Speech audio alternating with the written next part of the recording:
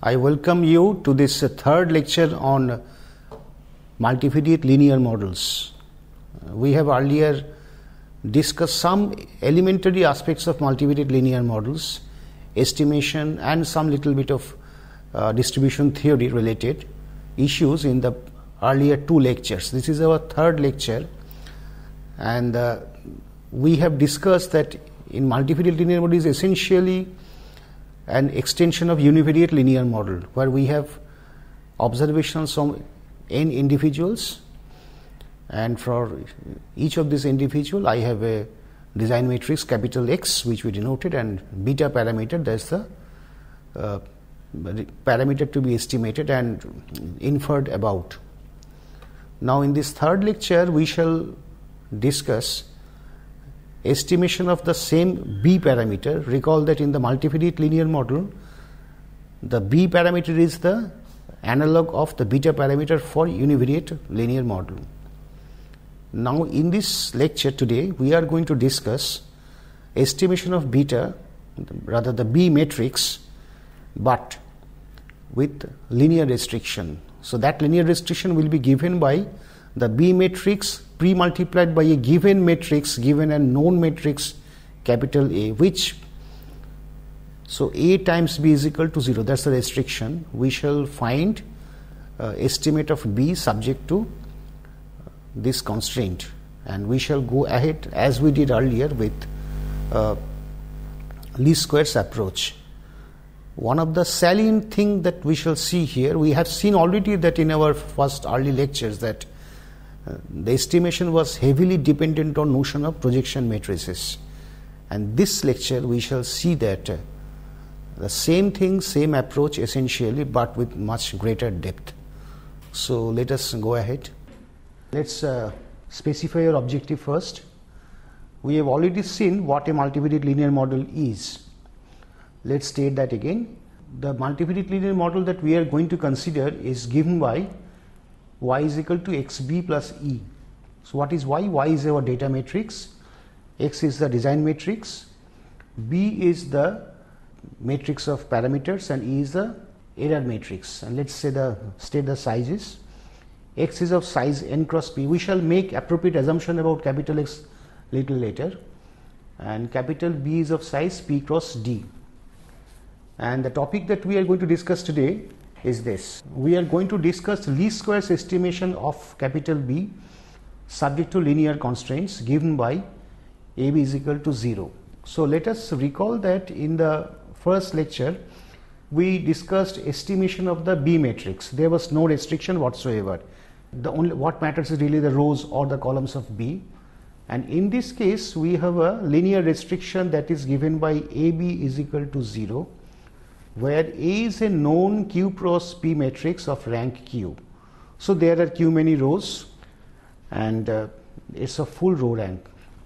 This is a situation that we have to handle with adequate care, and we shall see that projection matrices and their use, they are playing a very crucial role in this situation. We have already seen use of that in univariate linear model and in our early lectures of especially the first one on multivariate linear models, but we shall see here that the same path is being taken, but projection matrices are being used in much greater depth. And this lecture is essentially adapted from Saber's book 1984 Wiley text Multivariate Observations. So now before we specify the problem and before we go ahead with the formal treatment, let's describe the model again. So in this case, as we noted, y is equal to xb plus epsilon. As univariate linear model, y is equal to x beta plus, we write e or epsilon. This is our model, and y is of size n cross d, x is of size n cross p, b is of size p cross d, and e is the error matrix.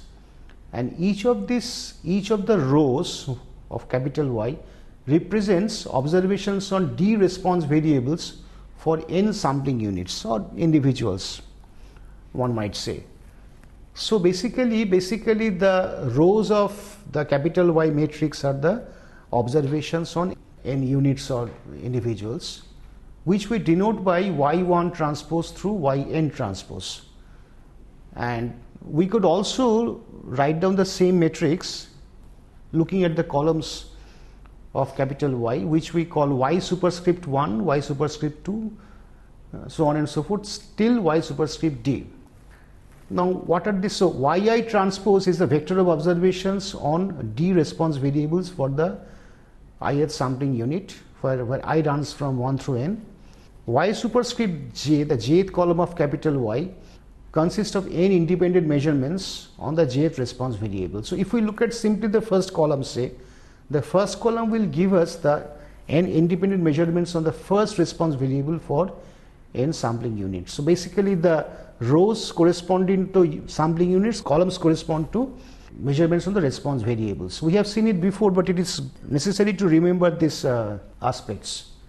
Let us write the capital B matrix in the form where beta 1 through beta superscript 1 through beta superscript d, and E in the form epsilon 1 transpose through epsilon n transpose, the rows.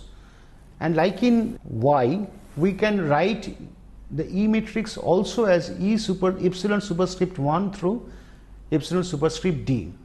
So what do we get now? So if we look at again the relationship y is equal to xb plus e, this y is equal to xp plus epsilon, etc. yi transpose is simply the ith row of x times b. So therefore I get y is equal to b transpose xi plus epsilon I. And similarly yj, so what is y superscript j? It is the vector of n observations on the jth variable, x beta j plus epsilon j. So these are the things that we should remember for the discussion to come, and here j runs from 1 through d. And what is the assumption about the E matrix that we make? We notice that the n rows of y are the observations on n sampling units. So the natural assumption is this rows, or rather epsilon 1 through epsilon n are uncorrelated with mean 0 and common dispersion matrix. So mean 0, common dispersion matrix sigma, and they are uncorrelated. So which we write in this manner: expectation epsilon I 0 for I is equal to 1 through n, dispersion epsilon I sigma for I is equal to 1 through n, covariance epsilon I to epsilon j is equal to 0 for I j, both running in between 1 and n, but I not equal to 0 and j. So when we are talking about least squares estimation, before we talk about go ahead with the formal treatment, we should ask and answer. So what is least square? What is the mathematical description of least squares in this case? In the univariate linear model, we have minimized y minus x beta transpose y minus x beta. That was a scalar, but here we are working with matrices, so we have to have a suitable notion of ordering. So what is that ordering? We look at y minus xb transpose y minus xb. It's a matrix, symmetric matrix, and we want to minimize this symmetric matrix if we could with respect to a certain ordering criteria. If we could minimize this with respect to B, then we would have got. So we need, for this minimization process, we need a suitable way to compare two symmetric matrices C and D. So let's see, here is the appropriate notion of partial ordering for two symmetric matrices C and D of the same size. So we see that C is larger than is equal to D if C minus D is non-negative definite. So that's my criteria. A minus B is non-negative definite. With this underlying notion of ordering, same as this, so we take this as our criteria for comparing to symmetric matrices. So now we wish to minimize this as a function. So without additional restriction, this problem has already been considered in our first lecture. In this third lecture, what we are looking at, we wish to minimize this function subject to AB is equal to 0, where this capital A is a known Q cross P matrix of rank Q. So these are the things that we are considering, and let us again remind ourselves that basically we are minimizing this, and minimization implicitly assumes that this is our underlying criteria for comparison. So let's recall again what we have done. We have seen that there are two aspects that we have seen. First of all, this minimization problem does admit a solution, number one. Number two, any b hat that minimizes this with respect to the criteria we noted in the previous slide, it minimizes this as a function of b if and only if it satisfies this x transpose x b hat is equal to x transpose y. So a solution b hat of this normal equation, or equivalently any b hat that minimizes this as a function of b, is called a least squares estimator of b. So this is what we have already seen, and before we proceed further, let us remind ourselves the role of projection matrices. So there is the underlying geometry. What is the underlying geometry? Now notice that, so this is the normal equation that we have to solve. Now this normal equation can also be written as x transpose xb hat is equal to x transpose y, which is same as x transpose into y minus xb hat is equal to 0.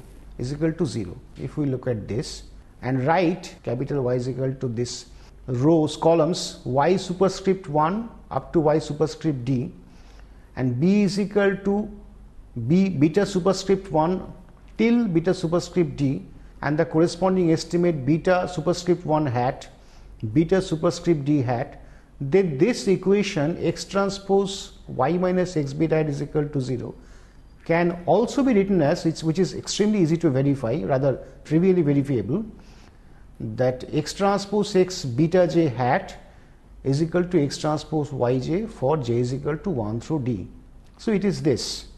Now this clearly reminds us what we did in univariate linear model. So let's go back to the previous slide. This, if we look at this last relationship, this is x transpose times yj minus x beta j superscript, this is equal to 0. In other words, yj minus x beta hat j in this case is j is a superscript, is orthogonal to cx. Strip cx is the column space of x, or in other words, this x beta j hat is the orthogonal position of y superscript j onto cx. So let's see. Let's see what we can do with this. We suppose we write for the px. Let px denote the projection matrix onto cx, that is the column space of x. Then x beta j hat is equal to px of y. That's what we learned from this, px of yj. This implies in turn, now if we look at the x b hat matrix, what is x b hat? X beta hat 1, x beta hat 2, and so on and so forth. So I shall get px is equal to y. So it is essentially the same formula that we have done for univariate linear model. We are repeatedly applying the same strategy to the individual columns of capital Y, and that gives me the individual estimate of the columns of.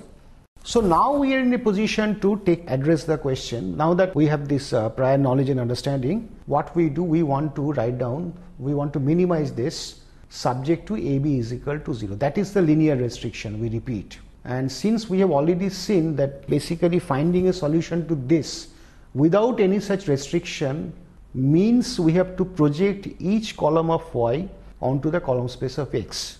So therefore this is a general purpose technique. So we have to somehow create a situation by a little bit of technical manipulation where basically the same kind of calculation goes through with additional care and additional work.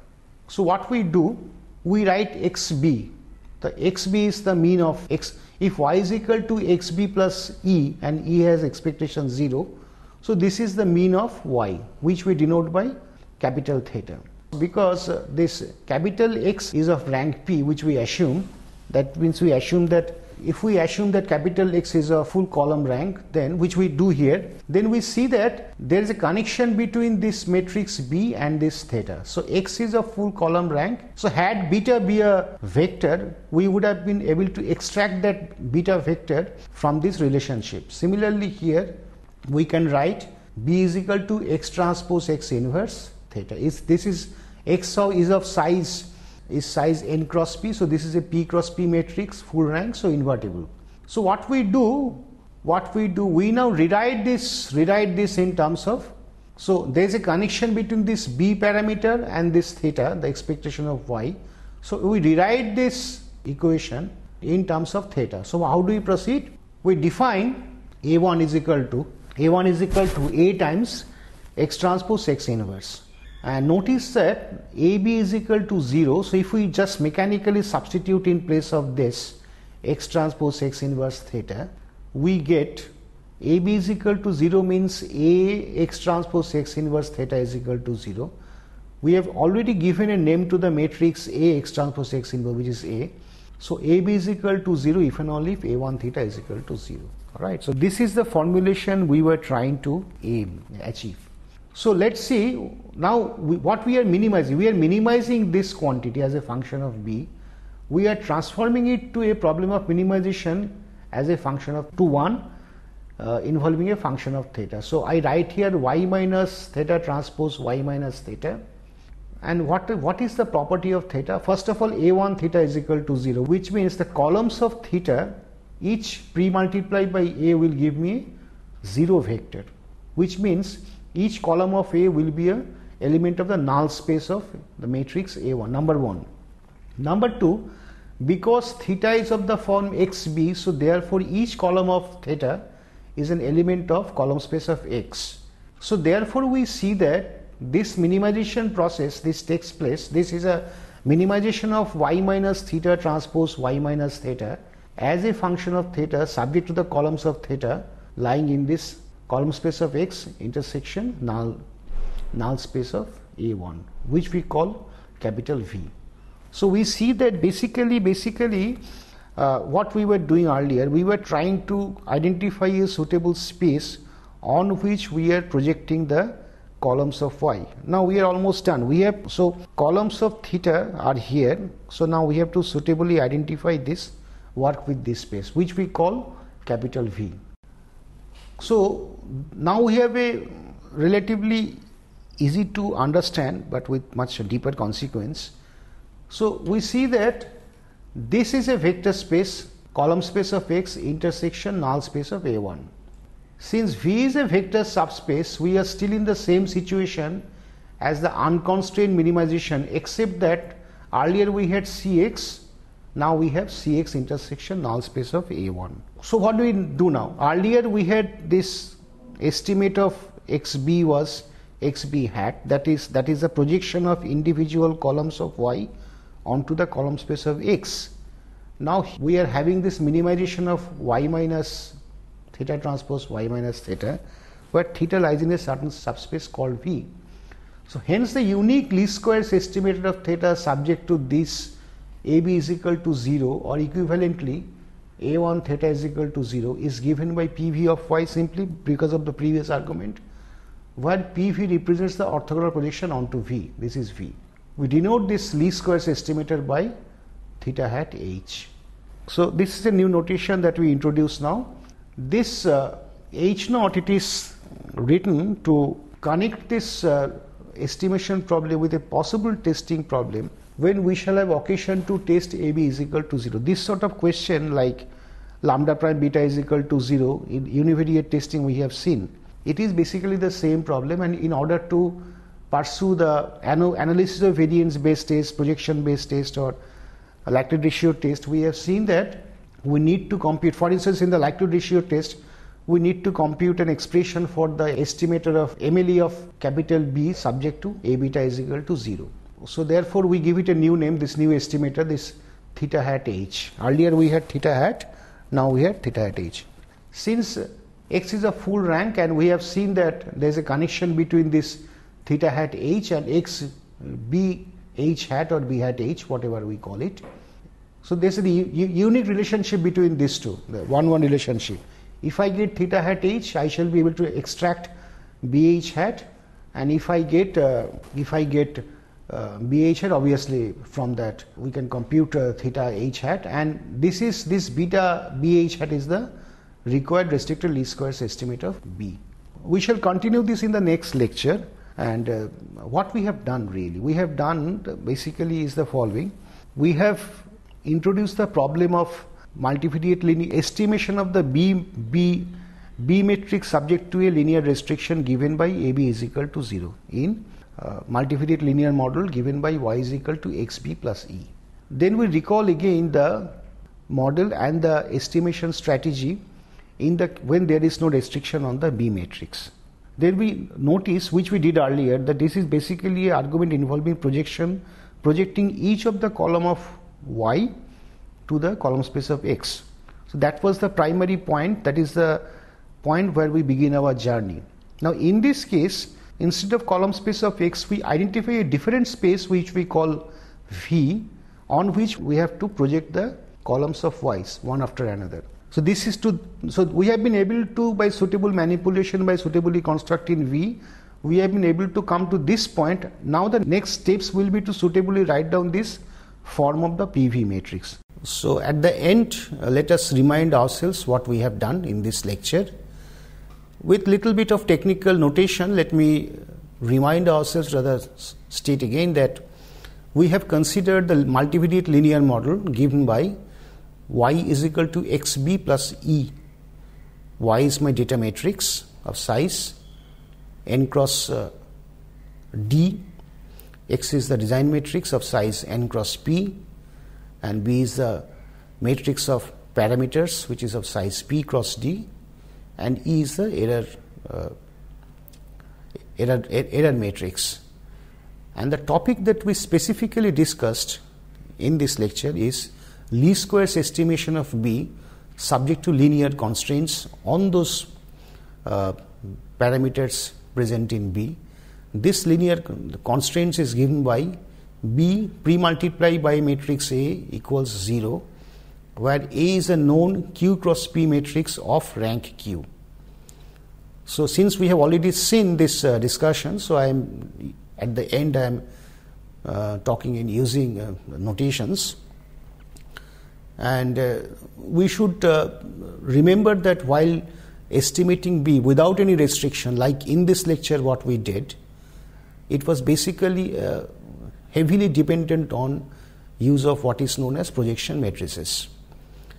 And in this lecture also we saw the same, but in much greater depth. So it is of importance, and it should be noted that in linear model, both univariate and multivariate, projection matrices play a very crucial role.